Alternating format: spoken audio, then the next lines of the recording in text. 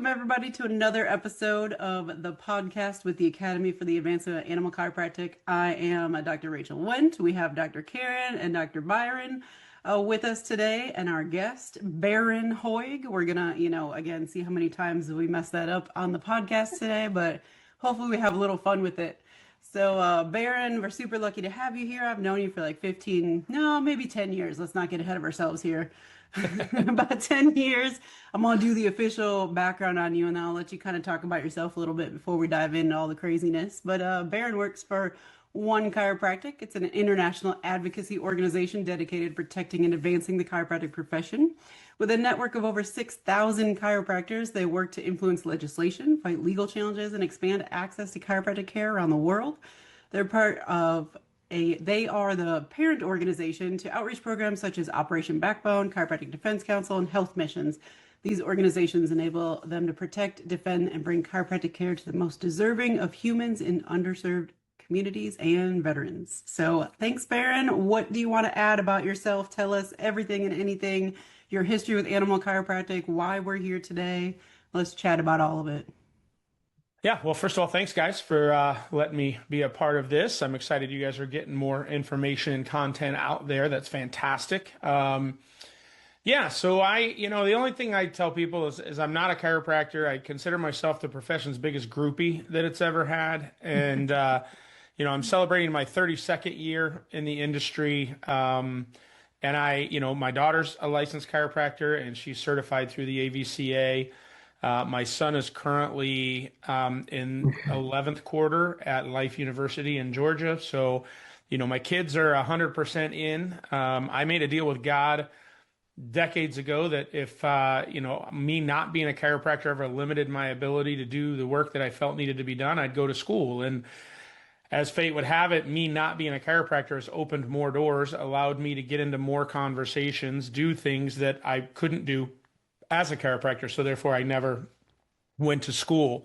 And the world's probably better that I did not attend chiropractic school, because Lord knows that would have been a hootenanny. But anyway, so I'm really just at this point now where I believe we have this unique window, especially right now in history, to be able to move chiropractic into the forefront of the healthcare conversation.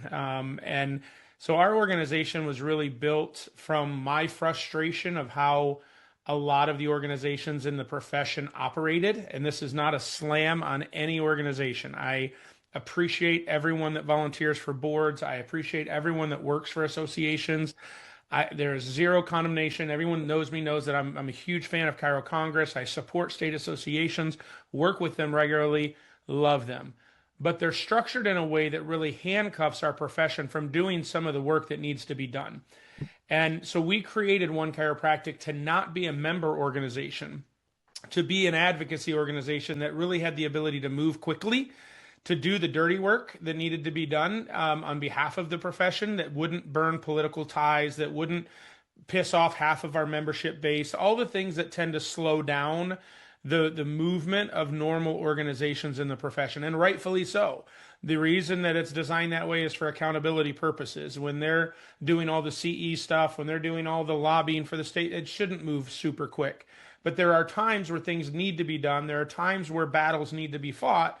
And our profession didn't have an organization that was really structured to be able to work alongside other organizations, but be willing to be the tip of the spear. And it's not going to take you very long to listen to me to know that I'm the kind of guy that doesn't have a problem being the tip of the spear. And I will go to war. I will make as many mistakes as I need to make to learn the right way to do things. And so God, I believe, just has gifted me with that.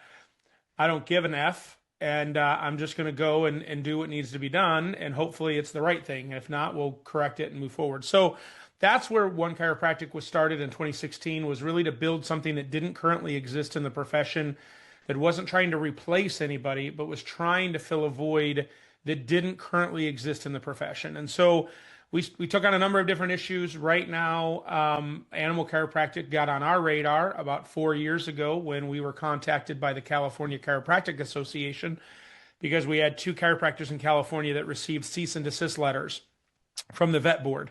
The association, again, which this is a problem. I mean, if you're watching or listening to this and you're obviously connected to animal chiropractic in some manner, When I got involved with this, one of the frustrations from animal chiropractors is they felt their state associations didn't care and they weren't willing to do, work to defend them or to change legislation so that they could practice in that state. Having been a former executive director of a state association, I know exactly why the state associations will not touch this issue. There's three main reasons. Number one, it's such a small percentage of the doctors in a state for them to use their limited resources to go after something like this that does not affect the majority of the doctors in the state doesn't make sense. Number two, it's a very political issue. It creates enemies they don't currently have. Most chiropractic associations don't have any argument with vet boards and vet associations. This issue tends to create that. And number three, it opens up the scope of practice, which is obviously something most state associations never want to happen because of the other specialties, medical, allopathic world, always trying to restrict what chiropractors can do. So those three reasons are why state associations wouldn't touch the issue.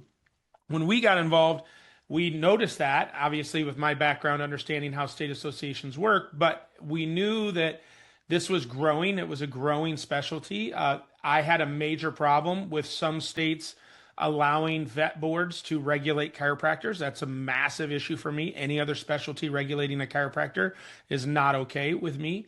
And so we decided to take it on. And our goal was, and we've been successful in that over the last 4 years, was to work alongside of state associations, help state associations not have to leverage their relationships, not have to use their political ties, minimize opening scope, or if scope was open, we would make sure that it didn't affect what it was already there, and be that resource to the association so that they could keep an arm's length. We could kind of be the bad cop, they could be the good cop, and really go in and have these conversations. And it's been working well. For the last 4 years, we had two states that changed positive language, Tennessee and New Hampshire, that happened in 26. We're expecting the first quarter, or 25 rather, we're expecting the first quarter of 26, we're going to have about 3 states that I think will go in our way. That we've already got active legislation. There's already been a number of stakeholder meetings. Our goal as an organization is in the next 3 years to have all 50 states with the proper language that allows those that are certified to be able to have direct access to animals without the need of referral or supervision. So that's our goal. That's what we're working towards. And with groups like you, we're so thankful for you guys and what you guys are doing, and kind of being that one-stop shop for people to come for animal chiropractic. It was a necessary need. I know I had the privilege of working with you guys to get that set up, and I'm very thankful because it's necessary and it's growing. There is more excitement about animal chiropractic around the profession. And I can say this, and then I'll shut up and we can talk, but I will tell you, one of the things that we're very proud of an organization is really putting animal chiropractic on the forefront of the profession as a whole. I have been working hard over the last 3 years, making sure that all the major organizations, both nationals, all of the regulatory bodies, Federation of Chiropractic Licensing Boards, making sure that NBCE, that all of the states are aware of this, that we're working on this. We've put it on the forefront. So now we have about 19 states that are working with us on some level. Some of them are very introductory conversations. Others, we have legislation that is actively written and moving forward. But we have 19 states, which is insane. That'll put us more than half of the U.S. If we can get all those to move in 26, that'll give us half of the U.S. that now have great language, which makes the other half much easier to push through because of the momentum that we've created in that first half. So yeah, that's kind of about me and where we're at right now. Cool. That's an awesome goal to have, all 50 states in 3 years. So that's very aggressive, but we get you. We support you. You know how that is. So when we look across the country, how would you describe the current kind of legislative, legal realm for certified animal chiropractors, just in general? I know you talked about the states you're working on, but like, what's your mindset? What's your thought about it as it stands today? Yeah, it's a shit show as it sits today. I mean, yeah.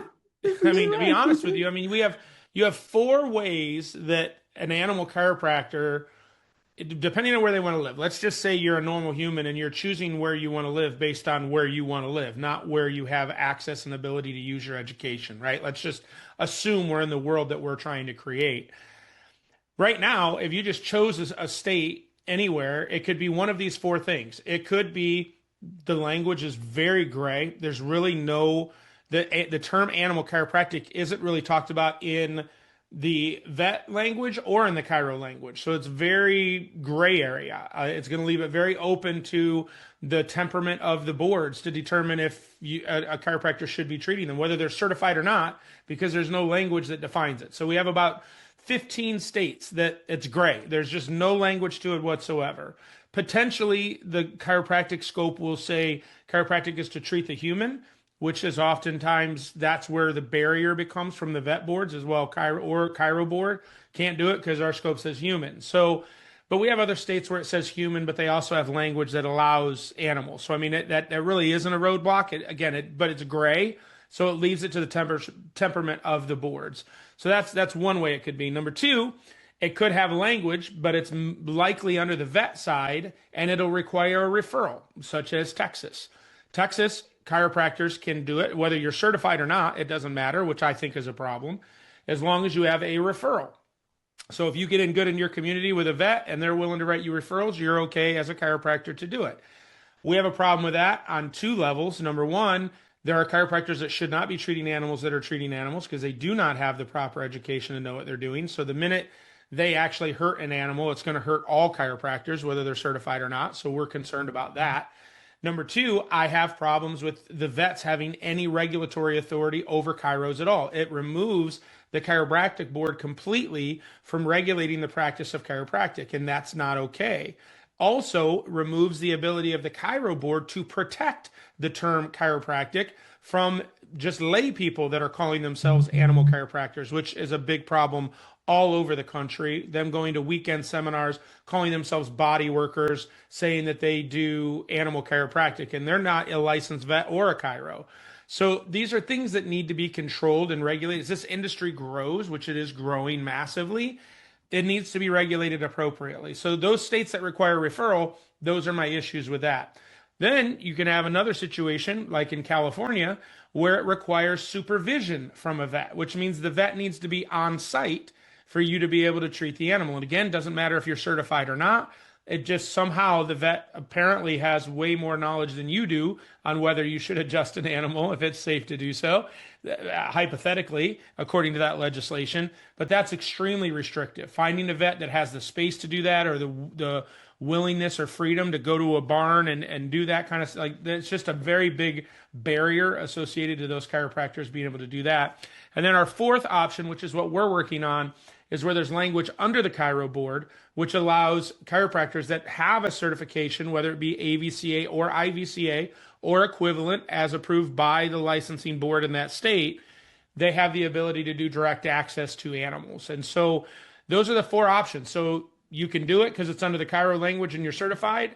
You can do it if you're under the direct supervision of a vet, but it's under the vet language. You can do it if you get a referral, but it's under the vet language, or there's no language talking about it at all. So it makes it very difficult, number one, for regulators, because there's no standard across the United States to understand what should or shouldn't happen. Makes it very difficult for vets. There are a lot of vets that refer that don't even know that there should be rules or not. They just see it as, it's chiropractic, I'm going to refer to a chiropractor because I don't know how to do it, and maybe they do. Well, then they find out that there's some liability for them doing that, and it creates tension between chiropractors and vets. It's just a mess. It needs to be cleaned up, and that's what we're ultimately trying to do. So from a lobbying standpoint, to get this language that we want, appropriate language, so, we can have that open access, what mistakes do you see that are well-intended, that some advocates try to make that can unintentionally slow any progress that you're working on? Yeah, so I'm trying to say it's a this loaded in a question. Yeah, it is, because I want to be careful because I don't want to piss anybody off, and I also don't want to give anybody ideas. So this takes time. There's a right way to do this. Mm-hmm. The right way to do this is to start through the state association, get the state association on board with what we're trying to do. Once we have the state association on board, then we go to the chiro board. We talk to them. This is before legislation's even written, right? We get the Chiro board to have an appetite to want to get this fixed and to understand it so that they're not becoming an opponent rather than a proponent of what we're trying to get done. Once we get the Chiro board on board, then you have to go to the vet board before legislation is introduced to have this conversation to figure out what their objections are going to be. Utah, there was no objections on the vet side at all. That thing went through without a fight. It was actually driven by the vets because of the issues that they had in Utah wanting to create a better pathway for vets to be able to work with chiropractors. So they did a great job of educating. There was no issue there. Tennessee went through, though, because a chiropractor got a cease and desist letter from a vet. The chiropractor ended up suing the vet board for restraint of trade, created a pretty big stink. And so the legislature was willing to fast track language to be able to get rid of that lawsuit. That's where I don't want to give anybody ideas because I was not a fan of her filing that lawsuit because I thought it was going to destroy conversations between the vet board and the Chiro board. I am one, if we can get the vets to just listen to what we're proposing, it's a win for them. Because like states right now where it's referral or where it's direct supervision, any chiropractor can do it. Right? We don't necessarily believe that. We believe they should be educated in it. They should have the additional 210 hours and they should have that national test to verify their competency because we want to make sure that it's being done right and we understand the nuances of the anatomy and physiology of an animal, which is very different than a human. And so when we go in there and we're talking to them, they think we're just trying to have direct access for all chiros. And so if we can get to the day, and I think the reason why every state right now, we have 8 states that have language that create a pathway for chiropractors, not one of them, and the oldest being Oklahoma, which is almost 21 years old now. That's not right. It was 2010, so 15 years old, excuse me. Math. No, it was older than that. Anyway, a long time, over a decade. As current as 6 months that language has changed. We do not have one state where anyone or the other side tried to go back in and introduce new legislation to change it back. It hasn't happened. We haven't had one legislative change. So once it changes, there hasn't been an issue. Everyone's been okay. Everyone's been working together. The chiropractors have been behaving. I have letters from NCMIC and ChiroSecure stating that there has not been one claim filed for malpractice for an animal chiropractor in the history of them issuing the policies. So what happens when we attack? We get resistance, and I don't want that. What I want is I want everyone to listen to the merit of what we're talking about, educate them, so that as the new environment grows, we have a better working relationship between both the vets and the chiros. And so where people make mistakes, to get to your question, is they want to go to war. They want to fight. Chiropractors love to fight. And I understand we've been the redheaded stepchildren of healthcare, and I get that we've had to fight, but to that being your first choice doesn't make sense to me. I'd much rather, we have everything on our side to debate this issue on merit. And that's what we're trying to do. So we're hoping to open those conversations, work with the AVMA, work with state associations on both the vet and the chiro side, and educate them. Because just like everyone else in the world, they're very ignorant to what animal chiropractic is. They think it's a mobilization manipulation, and it is absolutely not a mobilization manipulation. So, our goal is to have these conversations, sit down and talk them out. It takes anywhere from 1.5 to 2 years to get this done from start to finish. It doesn't happen quick. Tennessee was a fluke that I don't recommend we start litigating that through. But that did prove that when you sit down and you're forced to have a conversation, things can move relatively quickly. And so that's what we're hoping and experiencing in other states. Oh, I guess I'll jump in here real quick. You mentioned Tennessee. It sounds like we've kind of really identified that Tennessee was a fluke situation, so we don't want to copy paste that whole scenario from state to state. But you're talking about New Hampshire and Utah, so I kind of have like a 2-part question on that one.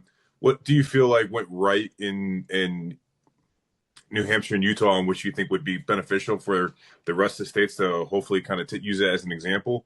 And or what states that are currently licensed would you say would be a great example for other states to kind of adopt as that legislature? Yeah, so I'm going to use New Hampshire first. New Hampshire's a little bit of an anomaly because it's the size of your big toe. Like it's a tiny state. Like there's just not many vets there. There's not many chiros there. So it is, when you get into the legislative word, it is very interesting how different state to state is when it comes to moving legislation. Varied, and I was ignorant to that. I knew it really well in Ohio, and I knew it really well in Washington D.C. I didn't realize that there are states that only have a legislative session for 2 months a year. Like they only move legislation for 2 months a year. Yeah, Kentucky's one of them, right? So you want to talk about a shit show when everyone's trying to get everything done in that little window, and you have legislators that spend the majority of their time not being a legislator, and not the fact that it's Kentucky, so they're half inbred anyway. Just kidding. What? Just kidding. Hey, I was not born here, so we're good. But New Hampshire went very quickly because it's smaller and they had relationships. The number one thing that chiropractic has failed at, which is crazy to me because we are the best at it, that's building proper relationships in the legislative community. If you have a state where we have good relationships and we can sit down, because this particular issue, we're not asking for favors. What we're asking for helps the vet community tremendously. It also puts barriers to stop people that aren't educated from doing it, which is exactly what the vets keep saying they want done. So what we're asking for is a win-win for everybody if we can get to someone that'll listen to us. But because no one in their right mind ever naturally thinks about getting their dog, cat, or horse adjusted, or that we should adjust cattle, like it doesn't even enter their mind that that's an industry. That adjusting chickens? Are you kidding me? Why in the world? They don't get it. Like it's not common sense, just like it isn't common sense to adjust a newborn. But once you get to someone that will listen to you and you explain it, they're like, holy shit. Yeah, that makes total sense, right? So, but you don't get to have those conversations unless you have a relationship with that person and they realize you're not asking for a favor. You're trying to fix a problem. You're trying to stop these issues from regulatory boards. So New Hampshire went, and as an aside, I'll tell you, New Hampshire to me is the best language of anywhere in the country because now I don't know how it's going to be interpreted. I'm telling you how it's written. All right, because it may be interpreted differently, and I've heard different sides to this, but it's written that only certified vets and chiros should be able to treat animals with an adjustment. That's the way it's written. Everywhere else in the country, vets can do whatever vets want to do because they're a vet and it's an animal. So if they want to adjust, they can adjust. They don't need a certification. The certification exists because you've had some vets that have wanted to learn how to do it right, and so they've done it, but they don't require it for their state licensure and their scope of practice. I'm not in the business of regulating veterinarians, so I don't care what the vets are doing. Not very many people do it. They're going to be like DOs or PTs. They're not going to do it right unless they go get the education. So I don't care what it is. I only care about allowing chiros to do it. So, but if I was going to model legislation, it would be New Hampshire because I think if it's truly about safety, then it should be apples to apples, both vets and chiros. If you're not certified and trained in this, you don't do it. But the model that we're using has been Ohio's just because it's very clean.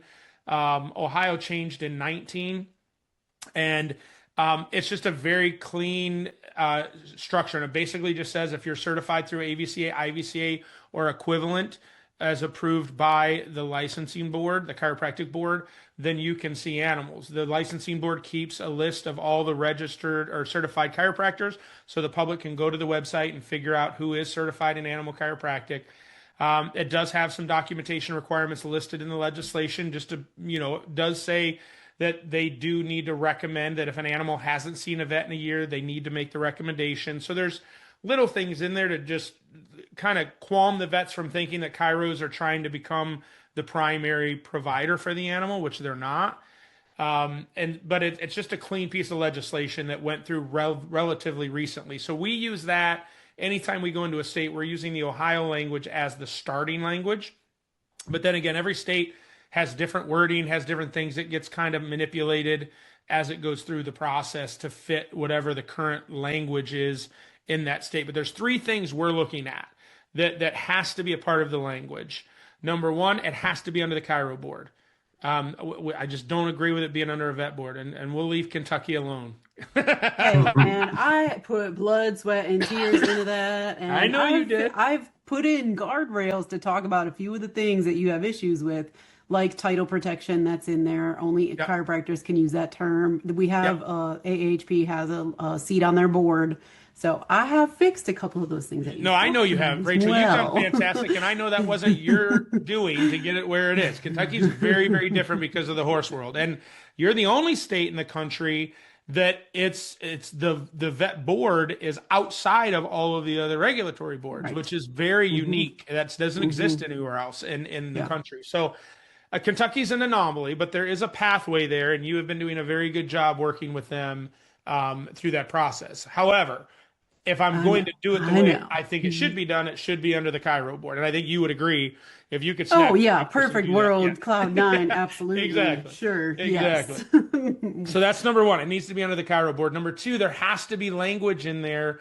that empowers the Cairo board to go after the lay people. We need to make this is a problem. It's got to get fixed because it's confusing the marketplace. Animal owners don't know. I mean, it's not like on the human side where there's brick and mortar and you can see their on their wall their licensure. It's not like that. Half of these are horses that are in barns, and the people coming out, you don't know if they're a ranch hand or if they're a farrier or if they're a trade. You have no idea because everyone's wearing the same kind of garb. And and they're all different ages. Some have teeth, some don't. Like you just don't know who you're dealing with. And so when they say that they're an animal chiropractor and they're talking like they know what they're doing and they're moving around the animal like they know what they're doing, the average consumer is going to be like, okay, yeah, they talk the talk, we're going to believe them.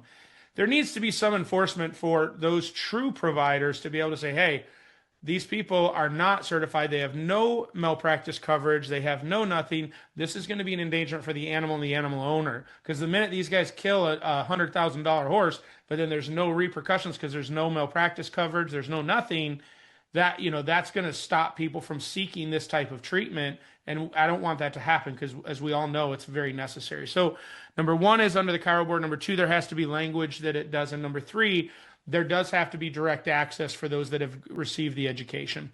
We part of that is an education process of educating the vets on what this is. So that's another reason why I don't like to do what Tennessee did, where it's a lawsuit and we're just trying to shut something down. I want to do it through an education process because when the vets understand us, they will love us.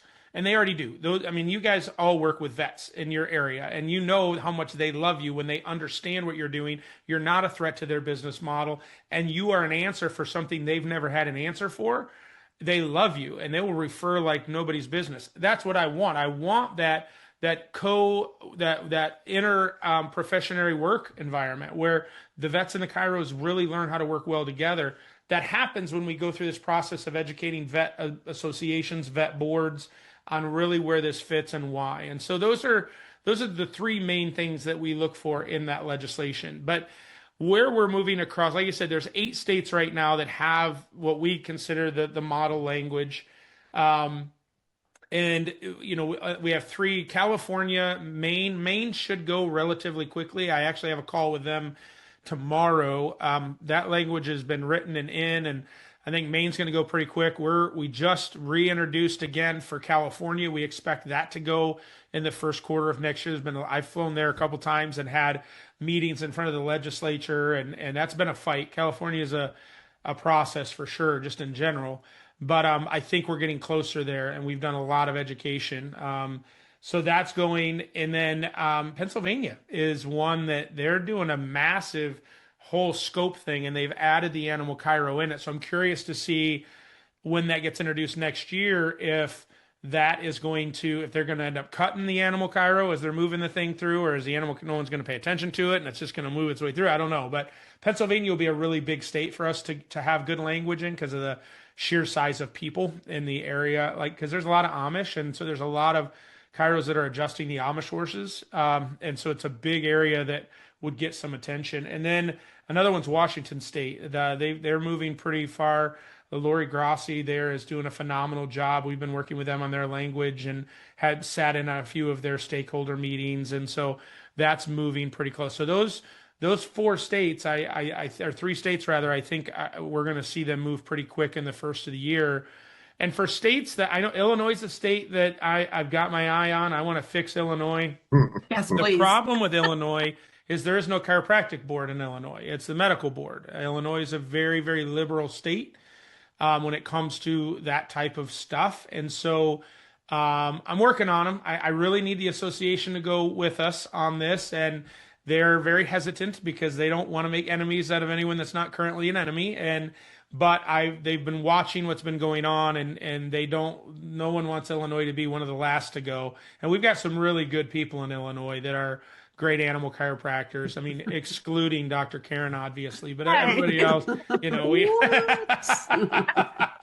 But Illinois would be a really big one for me that I want to get moving on that we really haven't started yet. Iowa's another state that has been a problem. Iowa's a big problem there because they're actively against it in Iowa.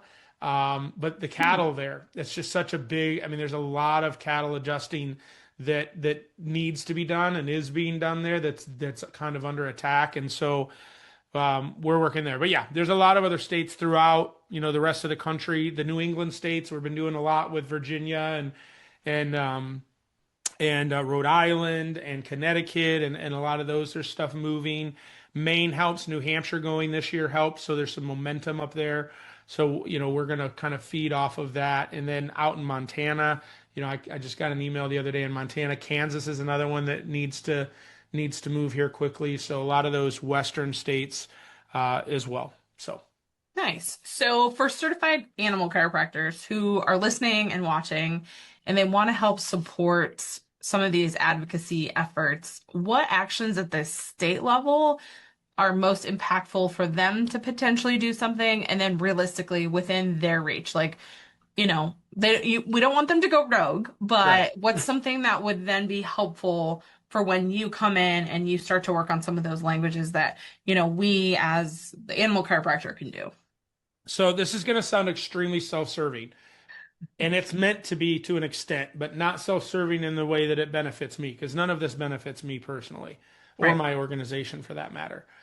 But this has to be we're too small of a specialty to not all be on the same page. Like Dr. Rachel and I just had a meeting with the ACA not too long ago because all of a sudden something came out from them about animal chiropractic, and it's like, oh God, we do not need anyone else confusing this marketplace about what's going on. So I've worked my ass off the last 3.5, 4 years trying my best to make sure that information is coming very clear, very concise, and centralized. We work very well with you guys, making sure that Rachel and I talk a good amount of the time, making sure that we're on the same page, information is flowing the right way. We all saw what happened this summer when it got out about the diplomate with the ICA, and when misinformation hits, how quickly shit goes awry. And so I'm very, very protective over making sure everyone is aware. So here's where it seems self-serving. If you're watching this and your state doesn't currently have good language, I'm going to ask that your first contact is me. Reach out. I promise you, I will have a conversation with you. We'll talk about it. If you really want to get involved, we create what's called fire teams in each state. A fire team is a group of anywhere from 4 to 6 chiropractors that are kind of our main hub when we get working on this. They're the ones if I need letters from animal owners, or if I need letters from vets, or if I need who's who in the state, that's the group I go to, right? So I work with my fire team, and then I work with an association. And it really depends on the association that's going to help us get it done. Like in Illinois, you guys have 2. A number of states have 2. I don't play the game of picking one over the other. I'm going to go with the one that helps me get it done. And my goal is that both of them work with us to get this done, because it's a win for the state to have this done. And so, so my first thing is reach out to me. I will promise you, there are things you can do. I just want to help you from inadvertently wasting your time, inadvertently putting a target on your back. Because if you're calling me because your state doesn't have clear language, the last thing you want to do is start making yourself very visible to maybe potentially be doing things that could get you in trouble. And so we want to do that. We want to be the target of anyone coming after anybody. So we protect you in that realm of making sure things are getting done, but you're not necessarily who they're going to target. Georgia's a perfect example of that. 4 years ago, Georgia tried to make some changes to that language. Now all of a sudden, oddly, the four individuals that were the main leaders of trying to get that done just now got cease and desist from the Chiro board. So like that, I don't want that. I don't want chiropractor. I don't want your way of life to end. There are a lot of people that are functioning in the shadows right now because they're in states where there is no clear guidance. And so I don't want the target to go on you. So reach out to me first. Then what we'll do is we'll put together that fire team. I'll ask you, hey, you know the animal chiros in your area. Let's get 4 or 5 of them. We'll do a Zoom. Let's all talk. Help me understand the landscape. Help me understand the players. Let me know what the history in that state has been.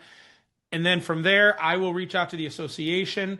We'll get the association involved, and then we start the process. So that's my preferred method of getting it done. I have had states where I get in a little bit later after they've already started doing a bunch of work. And so there's some cleanup to do. There's some relationships that need to be healed because it kind of went into attack mode more than it did education mode, or healing mode with the association, because the docs got really wild and crazy and they started inadvertently hindering what the state association's trying to do. So there's some animosity between the animal chiros and the state association. So I'll need to heal that process, so there's just the right way to do this that we've proven gets the job done. And that's what we want to make sure happens in each of these states.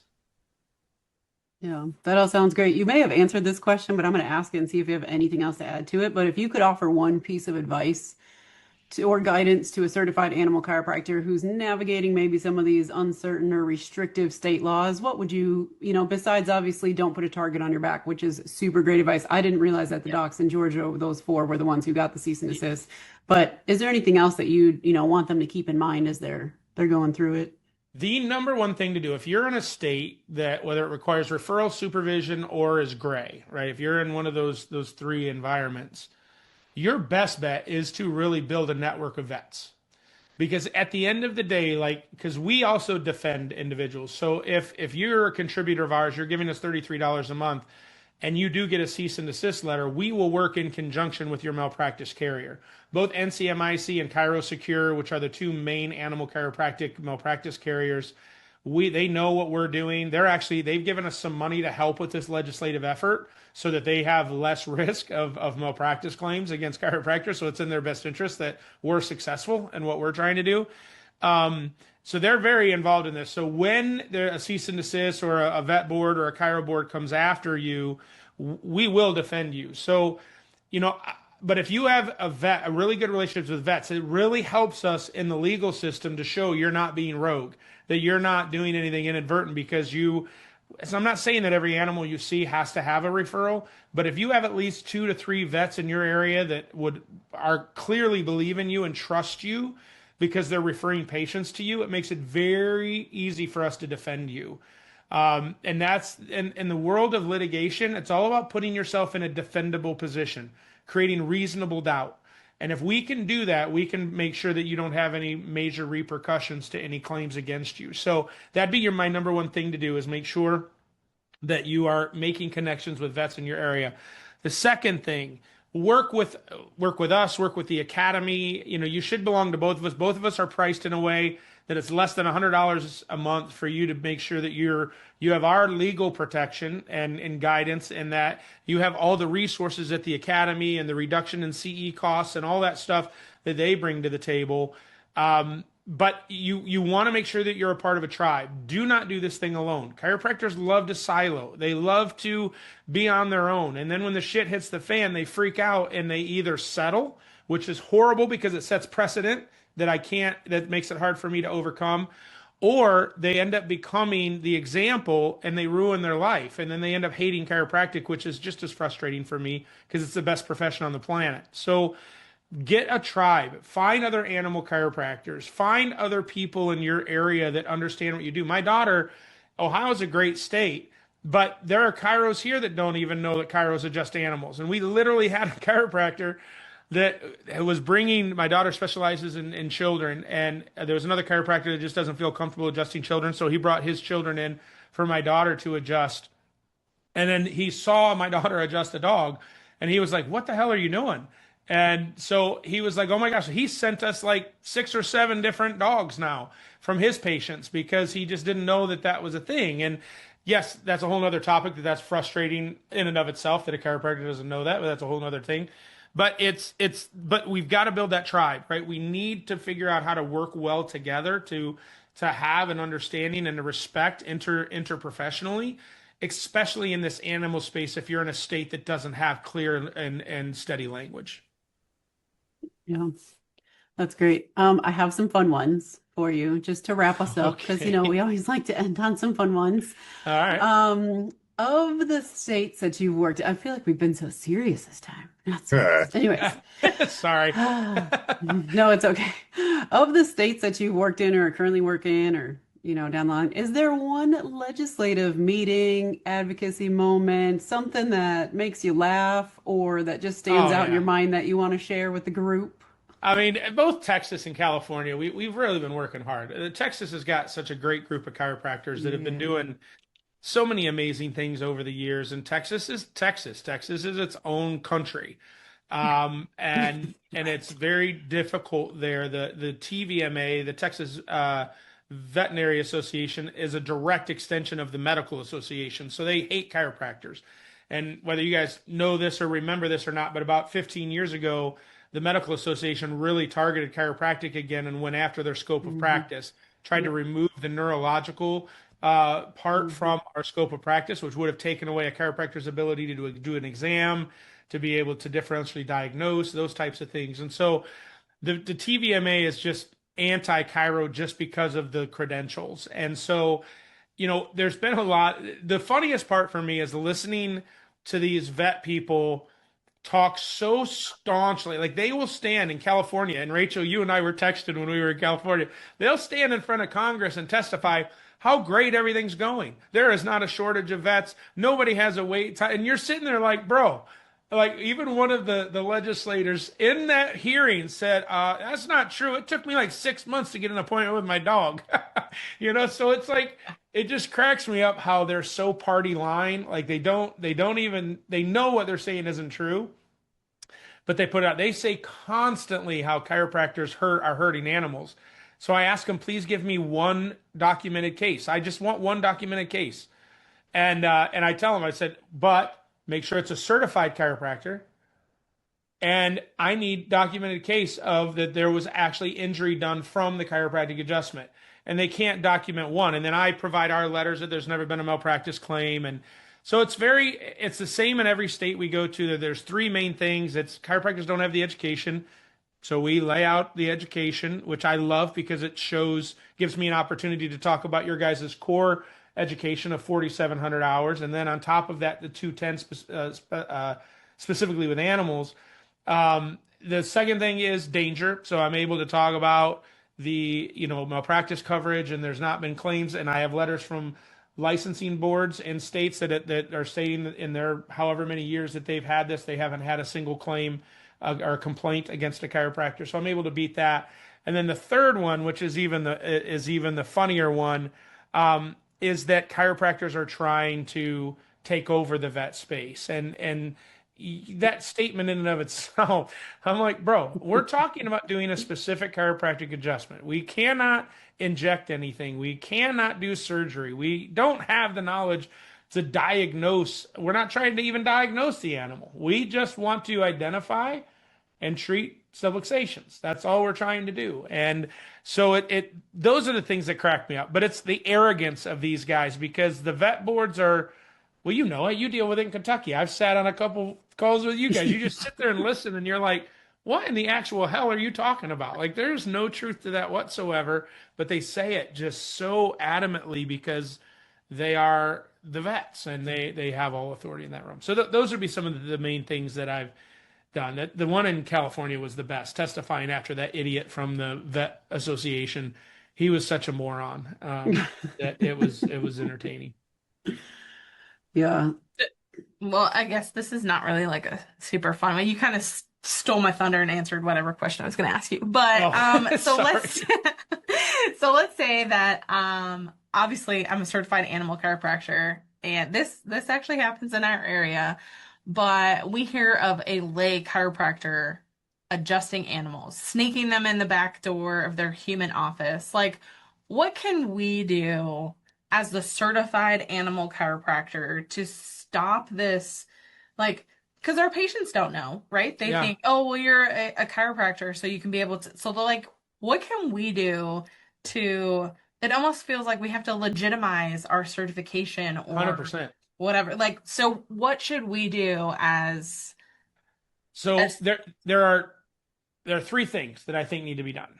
Mhm. Number one is on a global level, and I'm trying to get this, and I'm very, very close to getting the Foundation for Chiropractic Progress to start promoting certified animal chiropractic, right? Like there needs to be marketing that just generically says make sure you're taking your animal to someone that is certified. Mhm. Look for these credentials. And because it's not the lay's person's responsibility to know. It just isn't. Right. And so that's one thing. We need global marketing on that. That's bigger than an individual chiropractor. Number two, and this is hard, but a call needs to be made to that human chiropractor and just said, listen, brother, I love that you're adjusting. I love that you're giving options to these people. I don't know because animal chiropractor or human chiropractors don't even know about this certification. So they don't even know and maybe they do in this particular situation because they know you. I don't know that, but you go to any normal chiropractor off the street and say, "Did you know there's a certification in animal chiropractor?" They're going to be like, "No, they didn't Right. know." So they may not know that there is a pathway, but the conversation I would have with them, so it would be like you would be, "Hey, Dr. Karen, this is Dr. Bharon. Um, listen, one of my patients just shared with me that you're adjusting animals, and they'll probably be like, well, yeah, I don't do a lot of it, but yeah, I have a couple patients that bring their dogs in, and I would say, listen, first of all, I love it. I love that you're educating your humans to that anything with a nervous system and a spine, are going to benefit from chiropractic. But I'm sure you don't know this or not, but I'm actually certified in animal chiropractic, so there's an education process, and I'm working really, really, really hard in this state right now to legitimize that for chiropractors. And so when we have non-certified chiropractors doing that work, it hinders our ability to really fix that. So I'm just going to really encourage. I'm happy to send you the information on the certification process because the more animal chiropractors we have, the better. Or I'm happy. I'm not trying to steal your business or grow mine, but I'm happy to, consult with you, any of your people that have questions on that, because we're doing a lot of work to legitimize this. And the minute that a non-certified chiro is treating and that gets out and it's contrary to the work that's being done, it stops the progress for everybody. Now, that chiropractor may be a pompous asshole and not care, but at least you've done your job to, in a polite way, make them aware so now they know. And now if they continue to do it, then they're doing it intentionally. If that continues, then I would report them. Awesome. I would just say, if the state doesn't allow that, I would go to the Chiro board and say, hey, this individual's treating animals without a license. If it's becoming a problem, like I would use a judgment call. I'm never really a fan of turning chiros in. I'm more of a Mhm. fan of confronting them and just making it a little bit uncomfortable. But if it's going to hinder what I'm trying to do to progress the state, then I've tried to ask them to do it the right way, and they're not willing to do so. So those would be the three options that you would have. Love it. Well, Um, two more fun ones, promise. Go for it. As we all know, advocacy and legislative changes is a long game. What motivates you? What keeps you motivated? What keeps you going? I'm just an idiot, and I love hitting my head against the wall. I mean, I honestly no. And in a serious note, um, I made a deal back in 1997 that I was going to do everything I could to grow chiropractic, and everything that my organization does is stuff that isn't easy to get done, requires a shit ton of money, and it takes a long time to do it. That's just the way we were built. We were built by people giving us $33 a month so that we could sustain the long battles. We're not going out asking for big chunks of money from people because that's just too hard to sustain. But if I can get a bunch of people giving me a little bit of money every single month, then I can sustain the long attorney battles or lobbyist battles that need to be done. I mean, we pay 10 grand a month for our lobbyist. I mean, it's not cheap. And our attorneys are about $600 to $700 an hour. So, it's very expensive to do the stuff that we do, but it's also why we're one of the most effective organizations at the work that we do, because we hire the best. We're not using our PI attorney to litigate, right? We're using someone that specializes in that specific technique. So, I do it because I love chiropractic. I am so in love. I think animal chiropractic is going to be the kind of the renaissance for chiropractic, in my honest opinion, for two reasons. Number one, it's miracles. Every single adjustment are miracles. I mean, you don't see it in humans anymore like you do in these animals. I mean, an animal can't walk when it comes in and it's jumping and running on the way out. Like, it's the amazement in the animal owner of just like, oh my, like they're just so blunt. So that instant gratification as a chiropractor of feeling validated is there with animals that isn't there with humans anymore. It used to be there in humans back in the 40s and 50s, but it's not now because they're so damn sick and it just takes longer to have results with humans. So I think chiropractors, when they start understanding that the joy that comes into treating animals, I think that's going to help. And the second thing, from a financial standpoint, you'd be a moron to get a decompression unit. Go get certified in animal chiropractic and grow your animals. Way less overhead. You're going to make more money doing it, and you're happier doing it. Like, my daughter literally is happier on her Tuesdays and Thursdays when she's just treating animals than she is when she treats humans. It's not that she doesn't love her humans. It's just she gets filled by the animals where the humans drain her. And so it's like there's such a joy in this if you go and get the education and you understand and you have the certainty in what you're doing. So I'm in love with animal chiro. I think it's going to be the next big boom in chiropractic. I think we're going to see a major growth when we're successful at changing all of these states and doctors are more aware that this is a real thing. You're going to see the attendance to these schools growing. You're going to see, we're going to have, half of the profession are going to be certified in animal chiropractic. And I think that's a win for everybody. I mean, I really do. I think that's a huge win. So those are why I do it, because I love this profession so much. I believe it needs to fall back in love with itself. We need to fall back in love with the adjustment. And I think animal chiropractic is a way for people to fall back in love with the adjustment. I guess I'm going to follow up with the last one. I couldn't agree with you more. It's been so awesome listening to a lot of your relationships between the vet board and the chiro board this entire time, really kind of like bringing light to some of the conversations. But that being said, I'm going to also recognize again how I think it's really cool that your goal in the next few years is to have all 50 states, licensed. I think that we can all agree that it's definitely important for all of us. But on the way there, here's the fun one. On the way there for animal chiropractic advocacy, if it had a theme song for the road, what would you nominate?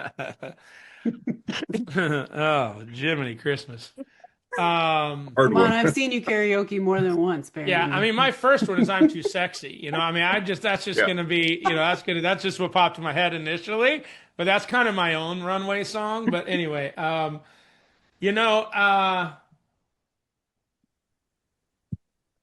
yeah. Gosh, I love music too, so there's so many things going through my head. So if we had a theme song for the mission of getting animal chiropractic done, it's such a good question, and I'm failing miserably to come up with a song. Or the journey, or the yeah, I mean, it is my karaoke song. "Wanted Dead or Alive" is kind of my karaoke song, but if you listen to the words of that song, it does apply. Like it's kind of like hum a few bars. Hum a few bars. I'm not going to sing for you right now. I need some liquid encouragement, that. But it's like a Wild West thing. It really is. We're going to war. Oh, here's one, and no one knows this song. And if you don't, I would strongly encourage you to look it up. It's by 30 Seconds to Mars. It's called Vox Populi. And, the very beginning of the song, it says, this is a call to arms, we the people. It's time to go to war.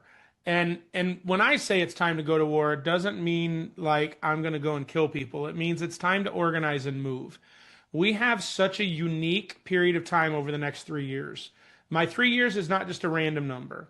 The 3 years is because of the work we've been doing the previous 4 years, but it's also because we are currently in a political climate with the Trump administration, with Robert Kennedy Jr., with Dr. Oz, with all of these, where the type of language we speak is becoming more common because of the Make America Healthy Again movement, because of the big changes we're seeing.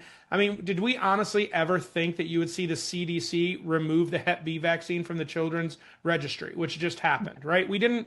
We always talked about this stuff, but we didn't think these things were possible. Well, people are starting to think these things are possible now because they're happening. But we've only got 3 years left in this administration. Trump's out no matter what. Even if Vance gets in or anyone else on the Republican ticket gets in, there's still a high percentage chance some of this stuff slows down.